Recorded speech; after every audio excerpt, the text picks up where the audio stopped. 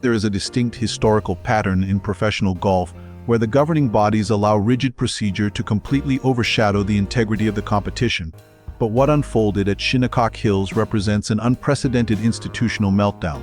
If you trace the lineage of USGA controversies, from Dustin Johnson's agonizing ruling at Oakmont in 2016 to the devastating agronomic miscalculations at Shinnecock in 2018, there is a recurring theme of executive stubbornness.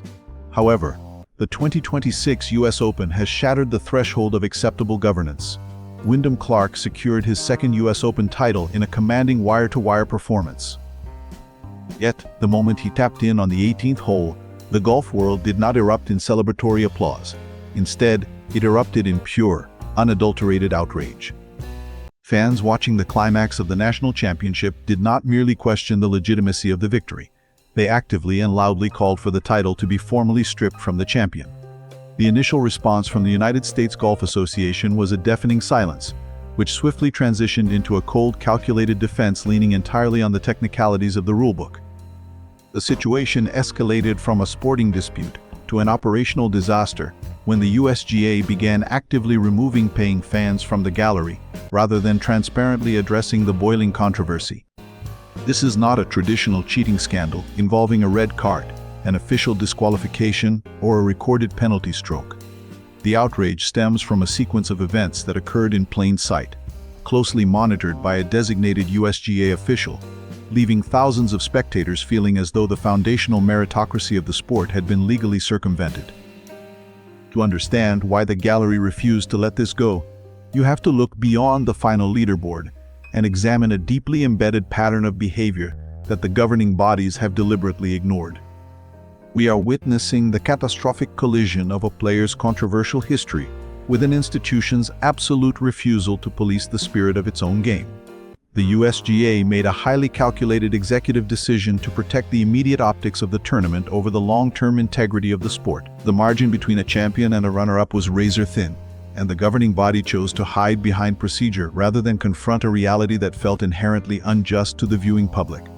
What exactly transpired in the fescue that has thousands of die-hard purists demanding executive accountability? And why is the governing body so terrified of engaging in this conversation? What's up, true students of the game? If you want real, uncompromising golf analysis, deep-dive tactical breakdowns, and absolutely no clickbait, hit that subscribe button right now. To comprehend the sheer scale of the panic currently echoing through the executive suites in Far Hills, New Jersey, you have to completely ignore the polished press releases and analyze the devastating financial mathematics of this controversy. The USGA's operational model heavily relies on the massive commercial footprint of the US Open to fund its global initiatives. However, the total attendance figures at Shinnecock Hills crashed to below 150,000 spectators. When you juxtapose that catastrophic figure against the previous two US Opens, which comfortably drew over 200,000 patrons, the financial reality becomes impossible to spin. Nearly a quarter of the USGA's live audience completely evaporated, resulting in jarringly empty grandstands during pivotal weekend moments that would have been standing room only in any other recent year. Those empty seats represent millions of dollars in lost gate revenue, unfulfilled corporate hospitality packages, and plummeting on-site merchandise sales. More importantly, those missing bodies represent die-hard fans making a conscious economic decision with their feet, actively boycotting a product they no longer trust. The USGA has failed to address this massive hemorrhaging of attendance with anything resembling executive urgency. Instead of initiating a dialogue, they executed a crowd management strategy that left even moderate fans entirely speechless. They ejected multiple people from the gallery during the crucial final round. Compounding this public relations disaster, the USGA delivered a mid-tournament apology broadcast on national television via NBC, where tournament officials publicly pleaded for the behavior to stop. Apologizing for the conduct of your own paying customers while actively throwing them off the property is a symptom of an institution that has entirely lost control of its demographic.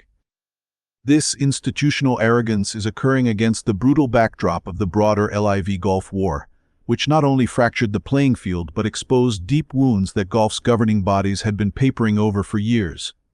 PGA Tour CEO Brian Rulebook has publicly acknowledged that the tour spent years inflicting damage upon itself through oversaturated schedules, meaningless events, and governance decisions handed down from boardrooms to fans who had zero voice in the process. The exhaustive battle over the equipment distance rollback only added another layer of deep toxicity to this ecosystem, pitting the USGA against manufacturers, players, and architects in a conflict that produced universal bitterness. The USGA emerged from these corporate skirmishes looking less like a neutral, benevolent guardian of the game and significantly more like an authoritarian institution obsessed with protecting its own regulatory power. Every single one of these financial and political wounds was already wide open before Wyndham Clark ever set foot on the 17th tee box. The toxicity radiating from the gallery at Shinnecock Hills was not a spontaneous reaction to a single drop. It was the explosive culmination of 3 years of unresolved locker room and public frustration. To understand the psychological dynamics at play, you must analyze the deeply embedded pattern of controversy that followed Wyndham Clark long before this championship. At the 2024 Bay Hill event, NBC cameras captured a highly scrutinized moment during the third round where Clark had an iron resting in the grass behind his ball. For 2 seconds, both the grass and the ball visibly moved. Rules officials reviewed the tape in the scoring tent and issued no penalty, clearing Clark completely. Fast forward to Bay Hill in 2025, and another rules incident ignited the broadcast booth. Clark took a drop from a pitch mark in the fairway, and the PGA Tour subsequently released a statement confirming the ball had returned to its own pitch mark, entitling him to free relief. Once again, he was completely cleared by the officials, but the commentary teams chose their words with extreme caution, and the discourse on social media platforms like X became increasingly hostile. 2 major rules controversies, at the exact same tournament, resulting in 2 clearings for the exact same player. Beyond the rules infractions, the locker room was acutely aware of Clark's volatile behavioral record. At the 2025 PGA Championship at Quail Hollow, he hurled his driver directly into a T-Mobile sponsor sign, which was followed by a public apology. However, the situation escalated dramatically at the 2025 US Open at Oakmont. After missing the cut line, Clark flew into a rage and literally destroyed 2 lockers inside the clubhouse. Oakmont's leadership retaliated by sending a letter to its members, which quickly circulated publicly stating that Clark was banned from the property until he paid for the damages, made a charitable contribution, and successfully completed anger management counseling. When a player with 3 highly debated rules clearings and a history of destroying historic locker rooms walks into Shinnecock Hills, the gallery does not need an excuse to watch him like a hawk. They already had 3 years of documented reasons. Randall Chambly noted that the reception Clark received during the final round was the most hostile treatment he had ever witnessed an American player endure on American soil. A spectator on the opening tee shouted "crash and burn," and when his approach on the 4th hole landed near a rubbish bin, another fan barked, "Just like your game, trash." The locker room politics surrounding this are incredibly tense, particularly for players like Sam Burns, who ultimately finished just 1 single shot behind Clark. The other professionals on the Player Advisory Council PAC are watching a peer who carries immense behavioral baggage navigate incredibly forgiving rules interpretations, while they grind through brutal course setups. When the margin between a champion and a runner-up is a solitary stroke, the perceived lack of accountability from the USGA creates a deeply cynical environment inside the ropes, where players feel the governing bodies are protecting the leaderboards rather than the integrity of the competition. The sporting integrity argument that has fractured the golf community hinges entirely on the advanced geometry and agronomy of the 17th hole during the 3rd round. Shinnecock Hills is designed to be an absolute torture chamber. If you miss the fairway, the architecture is specifically engineered to mathematically destroy your strokes gained. Approach metrics. Clark's tee shot on 17 found the thick, heavy fescue rough located left of the fairway, a lie so penal that advancing the ball to the green should have been an immense physical challenge. However, his golf ball came to rest adjacent to a camera stand, which is officially classified under the rules as a movable obstruction, immediately entitling him to free relief.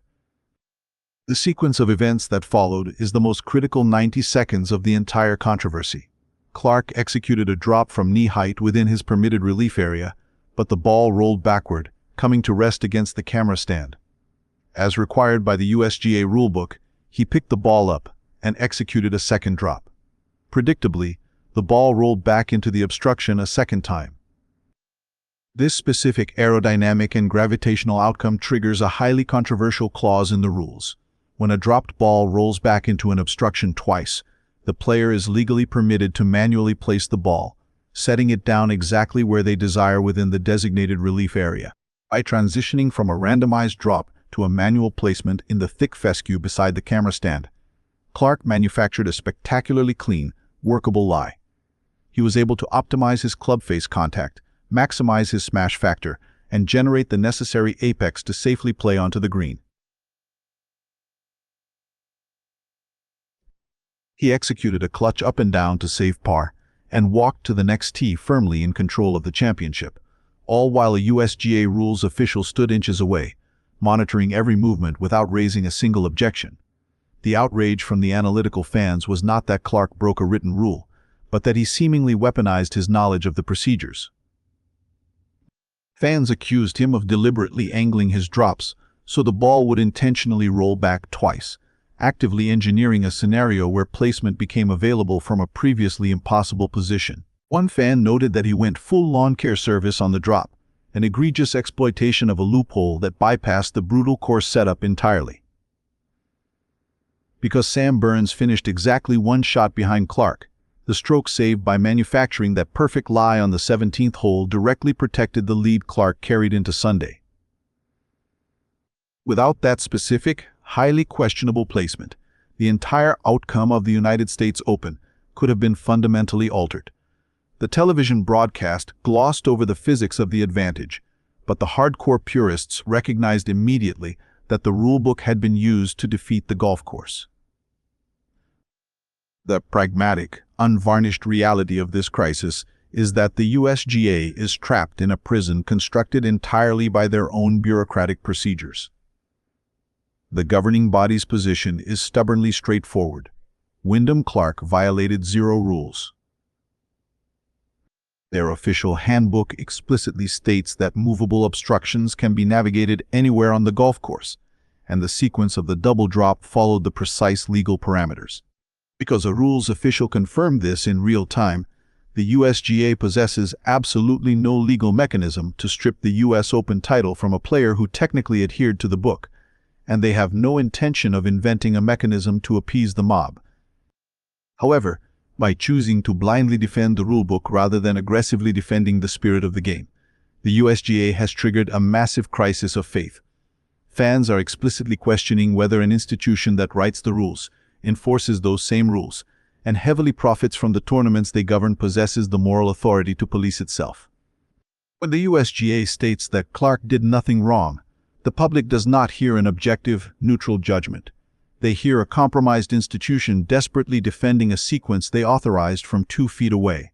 There is no independent review, no external check on their power, and 0 mechanism for public appeal. Clark himself seems to understand the immense weight of the shadows following him. Standing on the 18th green after securing the championship, he directly addressed the elephant in the room, admitting that he had desecrated a historical locker room the year prior. He publicly acknowledged that his actions were unacceptable and conceded that some, though not all, of the intense scrutiny he faces is entirely self-deserved.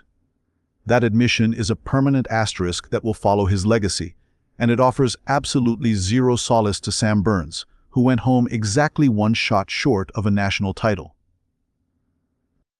The USGA's ultimate failure at Shinnecock Hills was not a legal misstep. Their rules interpretation was technically correct. Their failure was fundamentally human. They watched a sequence of events that looked inherently corrupt to tens of thousands of dedicated purists, had every opportunity to communicate transparently, and instead chose to point at a manual while ejecting their own paying customers. The empty seats in those grandstands are the permanent cost of prioritizing procedure over the people who sustain the sport. So, let's analyze the chessboard as the fallout continues. How long can a governing body hide behind technical correctness before completely alienating the demographic it was built to serve? Did the USGA successfully protect the integrity of the rulebook, or did they fundamentally fail the fans who fund professional golf? Drop your hardcore analysis in the comments, because this institutional civil war is just beginning.